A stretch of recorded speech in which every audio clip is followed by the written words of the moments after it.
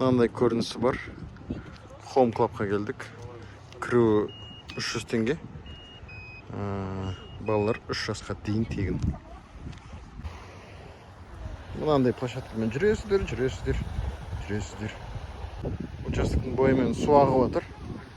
Ары қарай қазір көресіздер, балықтар бар. Форелевое хозяйство деген сияқты. Бірақ айтайын деген, бизнес ашам десеңіздер, судың бойында ашқан дұрыс. Су бекер кетпес үшін мембранный пленкамен жабыстырып қойды жан-жағын. Бекерден су жерге сіңбейді. Негізі бұл жерде үйлер көп.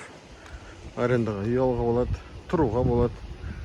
Бірақ бізге ол қызық емес. Бізге қыдыру, көру қызық. Мені балық алайын десеңіздер, толстолобик, белый амур, сазан, форель, осетр бар дейді. Қазір барып көреміз. Негізі келген себебіміз катамаран. Білесіздер ғой, Алматыда тек қана Горький паркта. Мына жерде Home Club деген жерде. Әдемі, үлкен, арзан.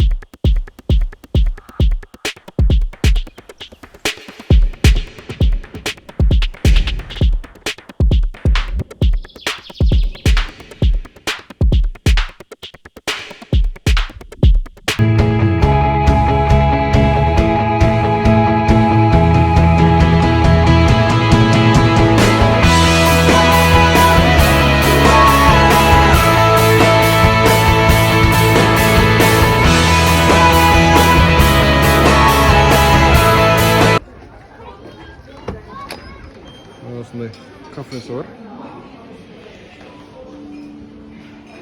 Бағасын көрсетейін. Итінің бағасы 1800. Шашлықтың бағасы 1500. Баранина 2000.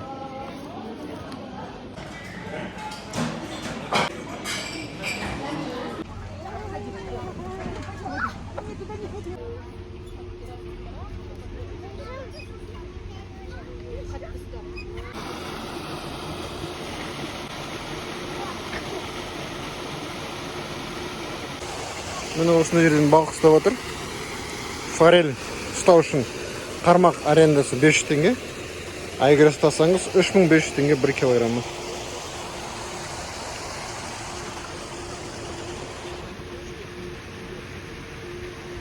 Бірақ балық аз сияқты, өйткені түспей отыр. Мына жерде үлкен форельдер осы жерде.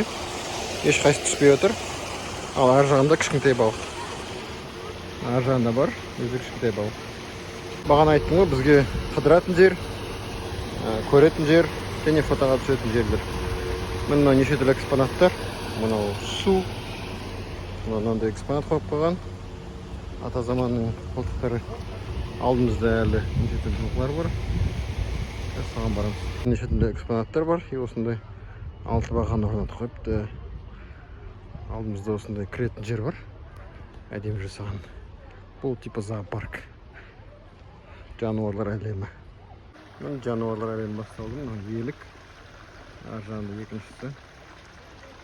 Тамақ жеп жатыр.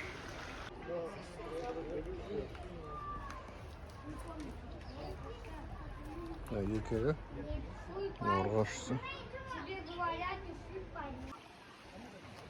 Жалпы қыдыратын жерлер көп. Қыдырып жүрген адамдар көп. Неше түрлі жүгіретін, секіретін жерлер де көп. Тематикалары көп. Мысалы мынау пираты Карибского моря. Күш такой. Ойнайтын жер, секіретін жер.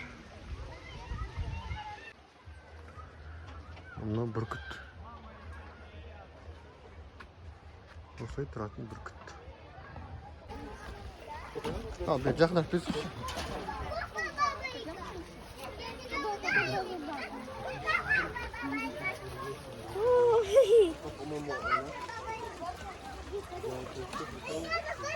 Она сойдет.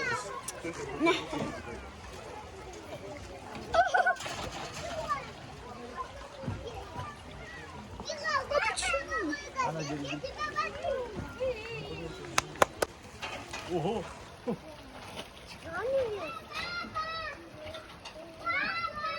Экспонаттардың ішінде мынандай тастан жасалған жүрек тәрізді. Мына жерде қолдың ізі бар.